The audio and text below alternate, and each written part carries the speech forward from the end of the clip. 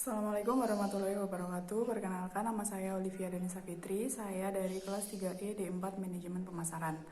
Dalam video kali ini saya akan menjawab pertanyaan terkait apa saja yang berubah di pasar akibat dari pandemi corona.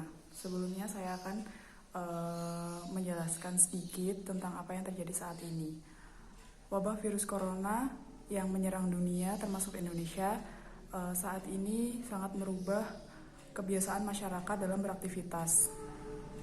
Penerapan social distancing dan work from home mulai diterapkan untuk menekan jumlah penyebaran virus.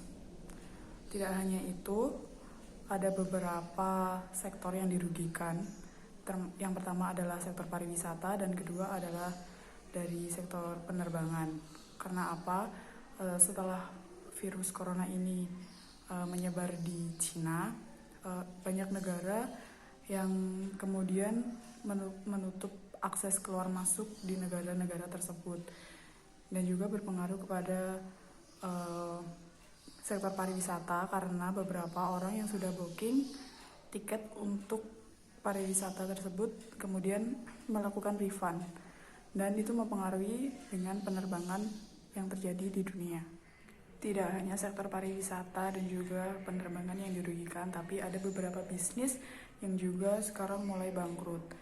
Banyak toko-toko yang sudah mulai tutup, tapi untuk supermarket, pasar dan juga apotek tetap buka karena itu menyangkut dengan hajat banyak orang. Apa saja yang berubah di pasar dalam aspek pelaku bisnis? Yang pertama, sekarang banyak perusahaan yang mungkin mengalami pengurangan penjualan dikarenakan kebijakan lockdown dan juga virus-virus yang sudah mulai menyebar di seluruh dunia. Tetapi ada beberapa perusahaan yang melakukan amal dan mereka menyumbangkan sedikit penghasilan dari kerja keras mereka untuk orang-orang yang membutuhkan dan juga untuk tenaga medis di rumah sakit. Menurut artikel yang saya baca, ada beberapa perusahaan. Yang pertama adalah perusahaan Sido Muncul dengan temanya yaitu Sido Muncul Bergerak. Selain membantu dalam bentuk dukungan, Sido Muncul ini juga membantu dalam bentuk materi. Menurut artikel yang saya baca, dari Sido Muncul menggelontorkan dana sekitar 15 miliar. Yang itu kemudian dia membagikan sembako kepada driver ojol dan juga membantu tenaga medis melalui IDI, Ikatan Dokter Indonesia dan juga PMI. Yang kemudian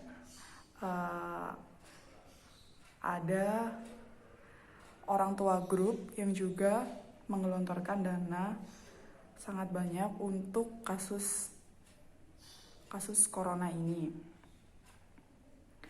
Orang Tua Group menyumbangkan 1.000 botol minuman jaga di Kota Bandung. Dan juga ada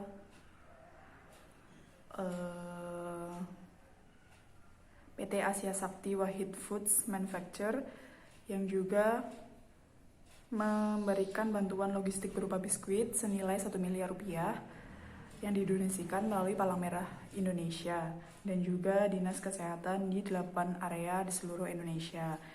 Dan juga ada PT Mayora yang juga menyumbangkan dananya di rumah sakit darurat di Wisma Atlet. Selain perusahaan-perusahaan dalam bentuk dagang, ada juga pelaku bisnis dalam bentuk jasa desainer. Ada beberapa desainer yaitu Hyunjin dan Ani Avanti yang menyumbangkan APD kepada tenaga medis yang berada di rumah sakit rujukan virus corona saat ini. Selain dari perusahaan-perusahaan itu tadi ada perusahaan kosmetik yang juga membantu menyumbangkan sebagian dari penghasilannya untuk membantu saudara-saudara kita yang membutuhkan. Yang pertama itu ada Wardah. Wardah membagikan sekitar 40 miliar, dan juga MS Glow yang membagikan 100.000 masker dan hand sanitizer kepada masyarakat-masyarakat di daerah. Menurut saya, yang berubah di aspek pelaku bisnis itu tidak hanya tentang angka penjualan, tetapi mereka juga membuka hatinya dan pintu hatinya terketuk untuk membantu sesama. Selain dalam alasan untuk kemanusiaan, secara tidak langsung dan secara tidak sengaja, perusahaan-perusahaan tersebut juga melakukan promosi. Karena apa? Karena setelah melakukan sumbangan ini, secara tidak sengaja pula masyarakat akan lebih mengenal tentang perusahaan mereka. Selain itu juga perubahan yang terjadi adalah banyak pelaku bisnis yang sekarang mulai memanfaatkan teknologi, yaitu berjualan secara online, karena perubahan dari perilaku konsumen juga menuntut untuk pelaku bisnis melakukan pengembangan tentang teknologi.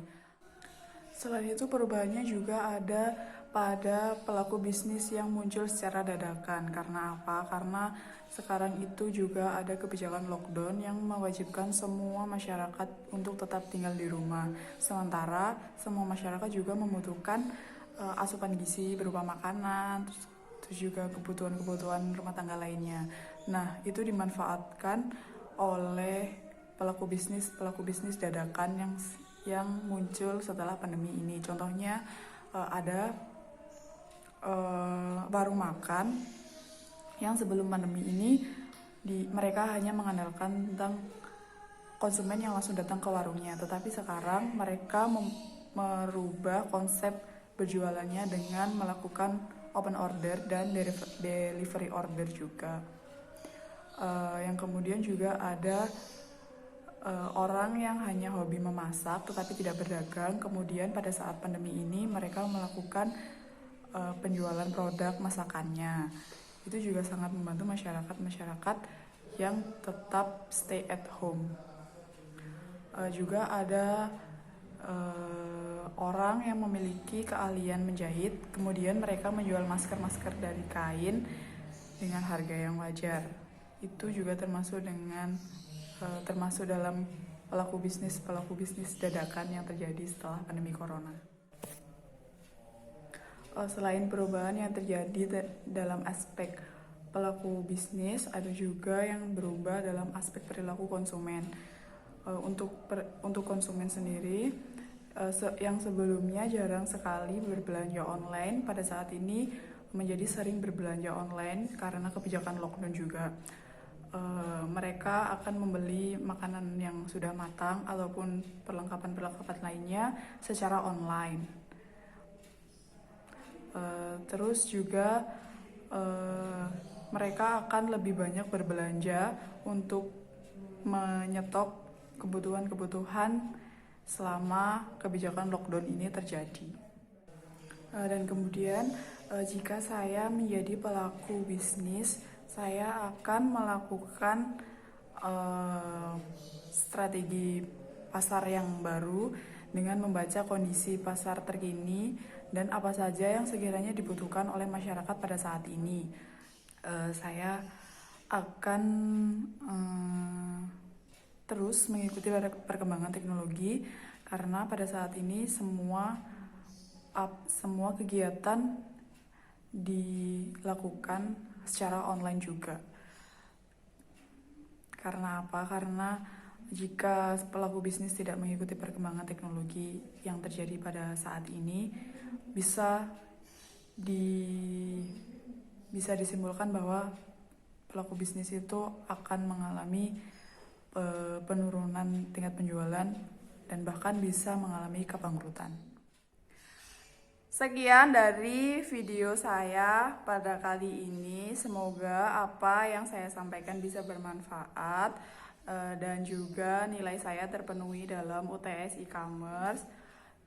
Dan untuk semuanya tetap jaga kesehatan, jangan lupa berdoa, jangan lupa tetap di rumah aja. Terima kasih. Wassalamualaikum warahmatullahi wabarakatuh.